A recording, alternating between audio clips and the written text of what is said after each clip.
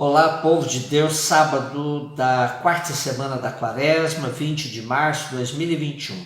A nossa reflexão de hoje é a partir de Jeremias 11, 18 a 20 e de João 7, 40 a 53.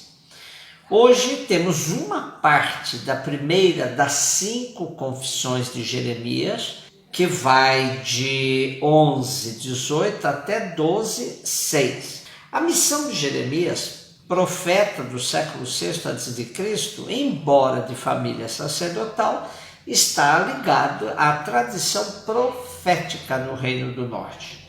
Recomendo com força a leitura das 5 confissões de Jeremias, pois são uma oração desabafo do profeta, num diálogo direto com Deus, onde as dúvidas e incertezas, que podem ser nossas também, gritam alto.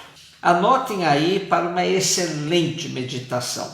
Primeira confissão, capítulo 11, de 18 até o capítulo 12, versículo 6. Segunda confissão, capítulo 15, versículos de 10 a 21.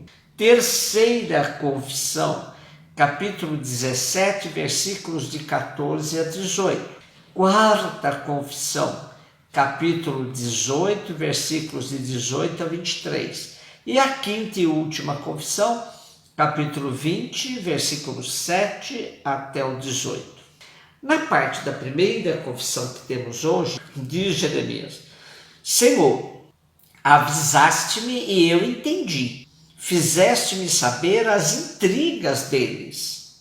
E eu, como manso cordeiro conduzido ao matadouro, ignorava as maquinações tramadas contra mim, dizendo: vamos cortar a árvore no seu vigor, eliminá-lo da terra dos vivos, que o seu nome caia no esquecimento.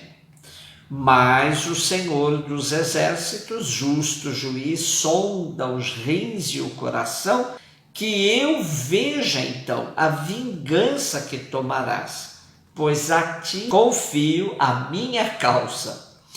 O profeta apela a Deus e pede vingança contra seus inimigos que querem eliminá-lo.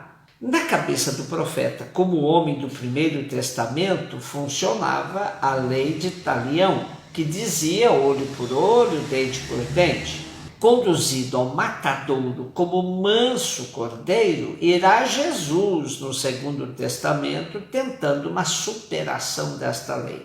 Porém, o que vemos até hoje, sobretudo numa sociedade que propaga o ódio, por meio até de notícias falsas, é o espírito de vingança que vigora. Acredita-se hoje que o povo armado é mais seguro, entregando nas mãos da população o serviço de segurança que é próprio do Estado. Estamos regredindo aos níveis do Primeiro Testamento, negando o valor do sacrifício de Cristo.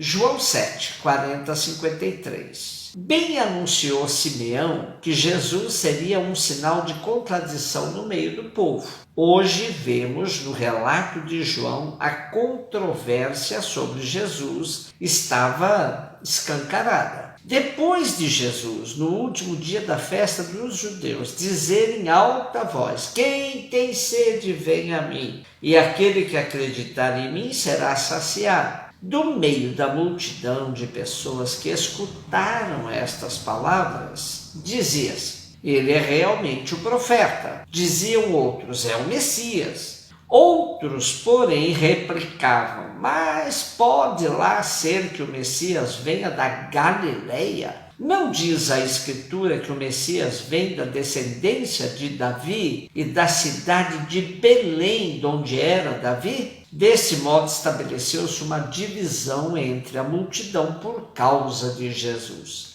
Mateus elimina esse último preconceito dizendo que Jesus nasceu em Belém. E Lucas faz um arranjo com um censo fora do tempo que leva José e Maria a se alistarem em Belém, ocasião para o nascimento de Jesus.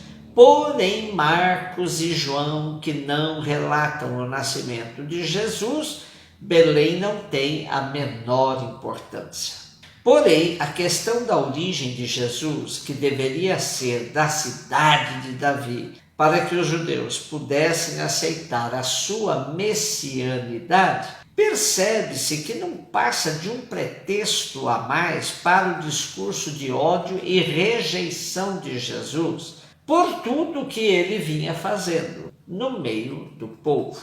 Alguns do meio da multidão queriam prendê-lo, mas ninguém lhe pôs a mão. Depois os guardas do templo voltaram ao sumo sacerdote e aos fariseus e estes lhes perguntaram: por que é que não o trouxeste? Os guardas responderam: nunca nenhum homem falou assim. E replicaram-lhe os fariseus: será que também vós ficastes seduzidos? Porventura acreditou nele algum dos chefes ou dos fariseus? Mas essa multidão que não conhece a lei é gente maldita. Nicodemos, aquele que antes fora ter com Jesus e que era do partido dos fariseus, disse-lhes: porventura permite a nossa lei julgar um homem sem antes o ouvir e sem averiguar o que ele anda a fazer? Responderam-lhe eles: também tu és Galileu? Investiga e verás que da Galiléia não surge nenhum profeta. E cada um voltou para sua casa. Impressionante como constatamos hoje comportamentos similares na sociedade polarizada que vivemos. Se tentamos conversar e contextualizar sobre o porquê de uma menina pobre que praticou o aborto, logo aparece os que nos acusarão dizendo: você também defende o aborto? Se tentamos dialogar sobre as raízes da pobreza, logo aparece alguém que nos joga na cara: você é comunista. Se você diz que os pares do mesmo sexo precisam ter seus direitos civis garantidos, logo alguém nos diz: você defende casamento gay. Se você, ao invés de dizer opção sexual, diz que o que há é orientação sexual, logo alguém lhe diz: você é partidário da ideologia de gênero. Estamos chegando a um nível de intolerância que o diálogo parece ser coisa de gente de esquerda. Os preconceitos vão se avolumando e querendo justificar uma sociedade alicerçada no ódio, na aversão a todos os que pensam e se expressam diferente de sua maneira de ver e entender a história. Foi exatamente o que fizeram com os guardas que disseram: nunca nenhum homem falou assim, ou com Nicodemos, que reivindicou o cumprimento da lei, quando ele pergunta: será que nossa lei julga alguém antes de ouvir e saber o que ele fez? Isso bastou para os defensores da lei e da moral acusarem os guardas e Nicodemos de terem aderido aos ensinamentos de Jesus. Todos os preconceitos de hoje, o racismo, a misoginia, a xenofobia, a homofobia, a fobia a muçulmanos, cristãos, judeus ou povos de qualquer religião, na verdade têm um denominador comum que a professora espanhola Adela Cortina chamou de aporofobia.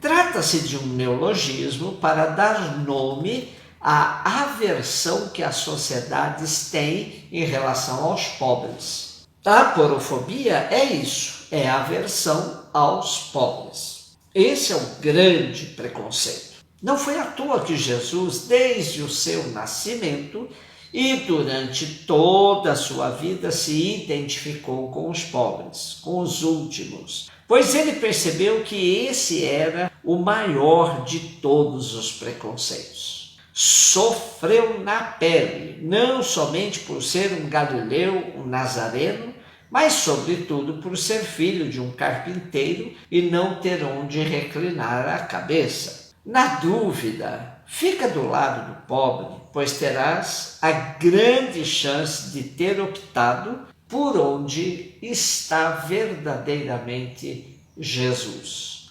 Um beijo no seu coração.